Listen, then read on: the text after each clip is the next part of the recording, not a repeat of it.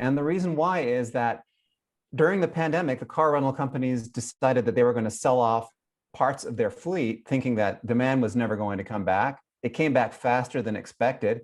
And then when they tried to scale up, buy more cars, what happened was that there was this chip shortage and they couldn't buy enough new cars.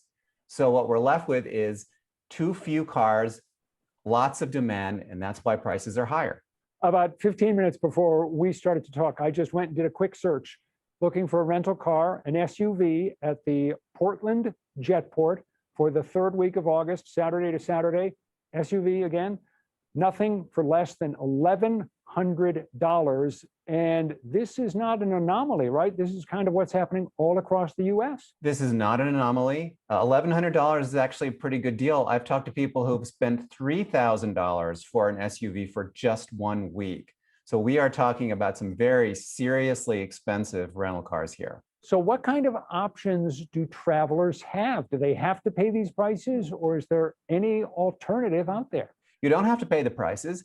It helps, of course, to book your rental car well in advance. For most people, booking a rental car is an afterthought. It's something that you do a day or two before you leave. And if you can do it at the same time that you're booking your airline ticket or 2 to 3 weeks in advance, you're probably going to get a much better deal. Also, I'm hearing that car rental prices are going to start coming down during the fall. I just read some new numbers on that, so that's good. And then there's also car sharing. A car rental company is not your only choice. There are car sharing companies like Avail, which is a car rental company. It's not really a rental company, it's a sharing company from Allstate.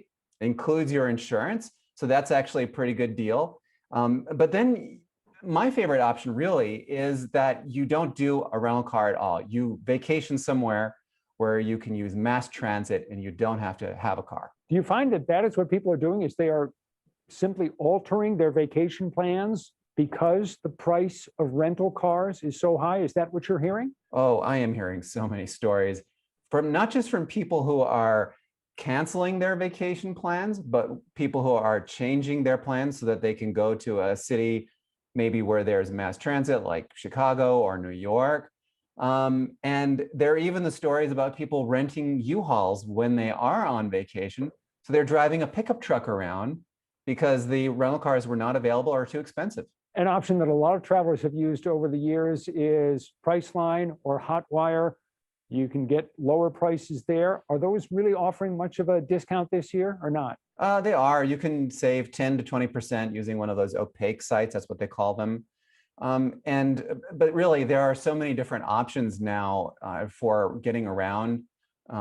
Speaking of get around, you've got Get Around, the car sharing company, and Turo. Those are two other choices that you have. But even things like, when you talk about mobility, you talk about scooters and bikes, renting bikes and things like that. And walking. I mean, don't forget, you can still walk to places. And if you're in a city that's very pedestrian friendly, why do you even need a rental car? It's a real problem, though, for families who want to do kind of the classic all-American road trip, and they want to go, visit the aunt and uncle, and they want to go visit the grandparents, and they want to go to a national park or a state park and do that all on one trip. Can't really use mass transit, got to have a car. Those folks are really kind of in a bind, aren't they? Well, you got me on that one. You definitely can't walk to a national park usually.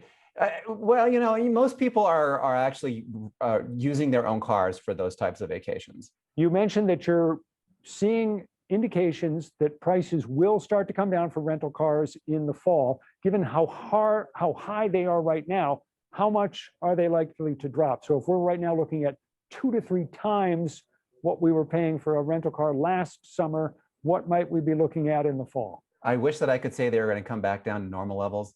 I can't do that. I think they'll probably come back down to maybe double what we've been used to paying.